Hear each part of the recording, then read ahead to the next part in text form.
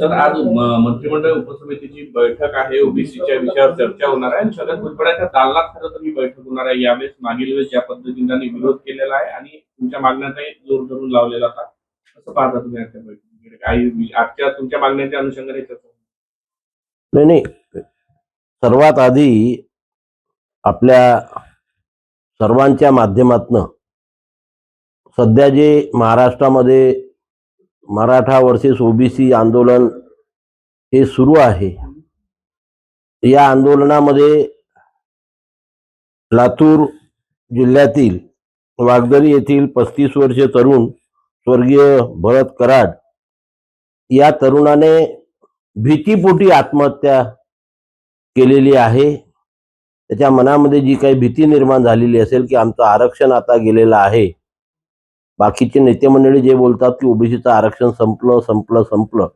आणि त्याच्यामुळे लोकांच्या मनामध्ये एक भीतीदायक वातावरण तयार होत आहे. त्यामुळे या तरुणाने आत्महत्या केली.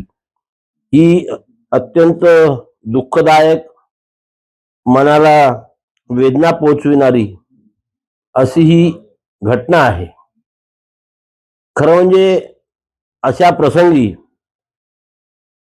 संपूर्ण समाजाचे मनोधैर्य वाढविण्याचे काम या ओबीसी समाजाकरता महाराष्ट्रामध्ये जेवढी काही नेते मंडळी करतात, त्या नेत्यांनी त्यांचं मनोधैर्य वाढवावं व सर्व समाजाला एक आश्वासित करावं की आम्ही ओबीसी समाजाच्या संविधानिक आरक्षणाचे रक्षण करण्याकरिता सक्षम आहोत आणि त्याच्यामुळे कुठल्याही परिस्थितीमध्ये आम्ही ओबीसीच्या आरक्षणाला धक्का लागू देणार नाही. आणि त्याच्यामुळे अशा प्रकारे आत्महत्या करण्याचं एक टोकाचं पाऊल हे कुठल्याही ओबीसी समाजातील तरुणाने व्यक्तीने करू नये. कारण जेव्हा आम्ही संघर्ष म्हणतो तेव्हा या संविधानिक आरक्षणाचं रक्षण करत असताना जो संघर्ष करावा लागतो त्यामधून आपल्याला आपलं आरक्षण टिकवून ठेवायचं आहे. आत्महत्या करून प्रश्न सुटत नसतात. जी मंडळी आरक्षणाचं संरक्षण करण्याकरता संघर्ष करतात त्यांच्या खांद्याला खांदा लावून या महाराष्ट्रातील सर्व तरुणांनी, युवकांनी सोबत यावं आणि आपल्या संविधानिक आरक्षणाचं रक्षण करावं. त्याच वेळेस आपल्या माध्यमातून मी महाराष्ट्र शासनाला विनंती करील की ज्या प्रकारे मराठा समाजातील मृत पावलेल्या व्यक्तीच्या कुटुंबाला एक आर्थिक मदत करण्यात आली आणि त्याच्या कुटुंबातील व्यक्तीला सरकारी नोकरीमध्ये घेण्याचं कबूल केलं, त्याच प्रकारे या भरत कराड या व्यक्तीच्या कुटुंबास सरळ हाताने आर्थिक मदत करावी आणि त्याच्या कुटुंबामध्ये जी कुठली योग्य व्यक्ती असेल त्या व्यक्तीला सरकारी नोकरीमध्ये सामावून घ्यावं. त्याच पद्धतीने एका वयोवृद्धाने सुद्धा अशाच पद्धतीने आत्महत्या केली आहे 2 दिवस.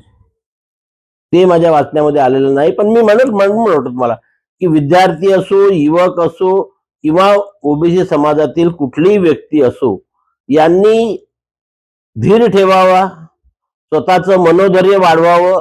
जी ओबीसी नेते मंडळी संविधानिक अधिकाराचं रक्षण करण्याचं काम करण्याकरता पुढे आलेली आहे, त्यांच्या पाठीशी हिमतीने उभं राहून हा संघर्ष, हा लढा लढण्याकरता त्यांना मदत करावी आणि आपल्या संविधानिक आरक्षणाचं रक्षण करावं. त्याच्याकरता सर्वांनी पुढे यावं. पण आत्महत्या कोणी करू नये हे मी आपल्या माध्यमातून सर्व ओबीसी समाजातील विद्यार्थी, युवक आणि सामान्य माणसाला सांगू इच्छितो. तुम्ही म्हणाले की गैरसमजातनं आत्महत्या सुरू आहे. गैरसमज कोणता आणि कोण पसरवत आहे? नाही, हे बघा की सध्या या महाराष्ट्रामध्ये जो एक चुकीचा संदेश ओबीसी समाजामध्ये जातो आहे की ओबीसीचं आरक्षण संपलं, ओबीसीचं आरक्षण संपलं, ओबीसीचं आरक्षण संपलं. मी पहिल्या दिवशीपासून जबाबदारीपूर्वक वक्तव्य केलेलं आहे. मी आजही त्या वक्तव्यावरती ठाम आहे की जो 2 तारखेला राज्य शासनाने GR काढला, त्या GR मुळे ओबीसी समाजाच्या आरक्षणाला कुठेही धक्का लागलेला नाही, हे वक्तव्य मी जबाबदारीपूर्वक करतो. तुम्ही हे बघा की आता मराठा समाजामध्ये सुद्धा 2 गट पडलेले आहेत. एक अभ्यासकांचा जो गट आहे तो सातत्याने सांगतो आहे की या 2 तारखेच्या शासन निर्णयामुळे ओबीसी समाजाला म्हणजे मराठा समाजातील ज्या व्यक्तीच्या वडील, आजोबा, पंजोबा, खापर पंजोबा यांच्या महसुली किंवा शैक्षणिक कागदपत्रावर कुणबी जातीची नोंद नाही, त्या व्यक्तीला प्रमाणपत्र मिळणार नाही. आणि जर वडील, आजोबा, पंजोबा, खापर पंजोबा यांच्या महसुली किंवा शैक्षणिक कागदपत्रावर किंवा न्यायमूर्ती संदीप शिंदे साहेबांनी जे काही दस्तावेज अधिकृत म्हणून महाराष्ट्र शासनाने अधिनियम करून घोषित केले त्या कागदपत्रामध्ये ही नोंद सापडत नाही, तोपर्यंत कोणत्याही व्यक्तीला कुणबी जातीचे म्हणजेच पर्यायाने ओबीसीचे प्रमाणपत्र मिळू शकत नाही. तर हे गैरसमज कोण पसरवत आहे? नाही, आता कोण पसरवतो आपल्याला सर्वांना माहित आहे की जे लोक म्हणतात की ओबीसीचं आरक्षण संपलं. कसं आहे, सामान्य माणसाचा राजकीय नेत्यांवरती हा खूप विश्वास असतो की आमचे नेते जे म्हणतात ते अंतिम सत्य, आणि म्हणून अंतिम सत्य मानून आता खरंच आमचं आरक्षण गेलं ही भावना सामान्य माणसाच्या मनामध्ये निर्माण होते. आणि म्हणून तशा प्रकारे आमच्या सर्व नेत्यांना मी हात जोडून कळकळीची विनंती करतो की त्यांनी सांगावं की आम्ही सक्षम आहोत, तुम्ही कुठल्याही प्रकारची काळजी करू नका, आम्ही कुठल्याही परिस्थितीत ओबीसीच्या संविधानिक आरक्षणाला धक्का लागू देणार नाही. अशा प्रकारची भूमिका माझ्या मते सर्व ओबीसी नेत्यांनी घ्यायला पाहिजे. छगन भुजबळ नागपूरमध्ये 18 तारखेला मेळावा घेत आहे. मेळावा घेत आहे, कसं बघताय? नाही, हे बघा, मी यापूर्वी सुद्धा आपल्याला वारंवार सांगितलेलं आहे की या 400 जातीचा ओबीसी समूह आहे, 60% लोकसंख्या आहे, आणि त्याच्यामुळे जेवढ्या जाती तेवढे नेते असू शकतात. 60% समाज असल्यामुळे अनेक नेते इथे असू शकतात. त्यांना ज्या ज्या पद्धतीने योग्य वाटतं त्या पद्धतीने मेळावे घेऊन, मोर्चे काढून, धरणे देऊन आपण ओबीसी समाजाच्या संविधानिक आरक्षणाचं रक्षण करण्याकरता पुढे यावं लागेल. आणि त्यातलाच एक प्रकार म्हणून इथे बहुतेक आपण सांगता त्याप्रमाणे मेळावा होत असेल, मी त्याचं स्वागतच करील. पण याच्यातनं माझं एकच आहे की समाजाचं मनोधैर्य वाढेल अशा प्रकारची भूमिका सर्व लोकांनी तिथे मांडायला पाहिजे. ज्या पद्धतीनं दिशाभूल होते त्यामुळे निराशाचं वातावरण पसरत आहे, त्यामुळे आत्महत्या होत आहे. कुठेतरी हे नेते त्या आत्महत्यांना कारणीभूत आहे असं स्पष्ट केलं. मी असं म्हणणार नाही, परंतु मी जे म्हटलं तुम्हाला की नेत्यांचं काम समाजाचं मनोधैर्य वाढविण्याचं असतं. कितीही संकट आलं तर त्या संकटातून बाहेर पडण्याचे मार्ग असतात काय. आणि म्हणून बा तुम्ही काळजी करू नका, आम्ही तुमच्या संविधानिक आरक्षणाचं रक्षण करण्याकरता सक्षम आहोत, फक्त आमच्या पाठीशी राहा, एवढा जरी संदेश नेत्यांनी समाजामध्ये दिला तर समाजामध्ये आत्महत्यासारखे प्रकार भविष्यामध्ये घडणार नाही याविषयी मी शाश्वत आहे. एक मोर्चा आहे पुढच्या महिन्यात सकल ओबीसी समाजाला कोर्टात पण जाण्याच्या तयारीत आहे, पिटिशन दाखल करणार. मी स्वागतच करतो सर्वांचं. माझी पहिल्या दिवशीपासूनची भूमिका की ज्यांना ज्या माध्यमातून समाजावर अन्याय झाला असं वाटते त्या सर्व मार्गाचा अवलंब करावा, न्यायालयात जावं, सरकारशी चर्चा करावी, मोर्चे काढावे, धरणे द्यावे, निदर्शने करावे, मेळावे घ्यावे, पण संविधानिक आरक्षणाचं रक्षण करावं. याकरता त्यांना जे योग्य वाटते तो मार्ग त्यांनी अवलंबावा, मी त्याला कधी विरोध करणार नाही. फक्त माझा एकच संदेश राहील की समाजाचं मनोधैर्य या सर्व कार्यक्रमातनं वाढवा, त्यांच्यामध्ये नैराश्याची भावना निर्माण होऊ देऊ नका. आज उपसमितीची जी बैठक आहे त्यामध्ये विशेष करून ओबीसी समाजाच्या मागण्या आहेत त्यांना पुरवणी मागण्याच्या माध्यमातून कसं पूर्ण करता येण्यावर चर्चा. नक्की मी त्याचं स्वागत करीन. त्या दिवशी सुद्धा आपल्याला सांगितलं की आम्ही हे आंदोलन 14 मागण्या घेऊन केलेलं होतं, आणि त्या 14 मागण्यावर ज्या ठिकाणी या राज्याचे माननीय मंत्री अतुलजी सावे साहेब आले होते, डॉक्टर परिणय फुके तिथे उपस्थित होते, आम्ही 14ही मागण्या त्या शिष्टमंडळापुढे मांडल्या. त्याच्यावरती सविस्तर चर्चा झाल्यानंतर माननीय मंत्री महोदयांनी आम्हाला सांगितलं की यापैकी तुमच्या 12 मागण्या आम्ही मान्य करतो, 2 मागण्या ह्या धोरणात्मक निर्णयाच्या असल्यामुळे माननीय मुख्यमंत्र्यांशी चर्चा करून त्या सुद्धा आम्ही सोडवू आणि त्याच्याकरता त्यांनी मुंबईला आमची बैठक सचिवांसोबत सविस्तर चर्चा करून त्या मार्गी लावण्याकरता बोलावली होती.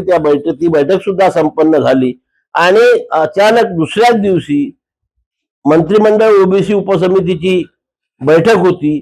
त्या बैठकीमध्ये सुद्धा आमच्या ह्या 14 मागण्यांवर चर्चा झाली. संबंधित सचिवांना तशा प्रकारचे आदेश देण्यात आले असेल आणि आता त्याच्यावरती पुढे कशा मान्य करायचा, निधी कसा मंजूर करायचा हे आजच्या उपसमितीमध्ये चर्चा होऊन हमी आहे, मला विश्वास आहे की आमच्या ह्या मागण्या पूर्ण होऊन ओबीसी समाजाला न्याय मिळेल. सर किंवा नोंदी पाहण्यासाठी केला जाणार आहे किती शैक्षणिक वाटतं? हे बघा, आपल्याकडे मानवी दिनांक ठरविलेला आहे 67 पूर्वी त्याच्या महसुली किंवा शैक्षणिक कागदपत्रावर काय नोंद आहे ते ग्राह्य धरल्या जाते. काय आता इंग्रजाच्या काळामध्ये नोंदी असतील, पण त्यावेळेस तो कुठे राहत होते?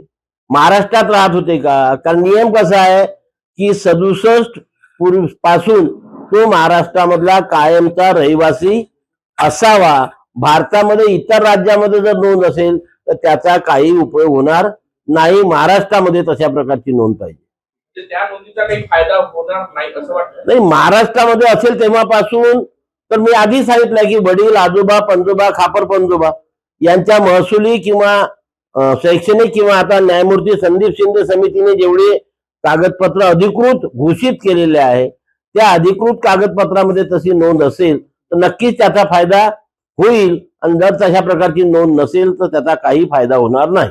थोडं स्पष्टीकरण करून हवं आहे की खुल्या चर्चेचं आव्हान केलं होतं, पण तरीही ओबीसी नेत्यांनी, मी नाव घेत नाही, त्यांनी ते आव्हान स्वीकारलं नाही आणि ते आता आंदोलनाची भाषा करत आहेत. त्यामुळे कुठेतरी पॉलिटिकल स्पेस हा मुख्य हेतू आहे असं आपल्याला वाटतं. तेव्हा असं असतं, राजकारणी लोकांना, मी डायरेक्ट आता आपण विषय काढला म्हणून, राजकारणी लोकांना प्रत्येक गोष्टीमध्ये राजकारण दिसतं.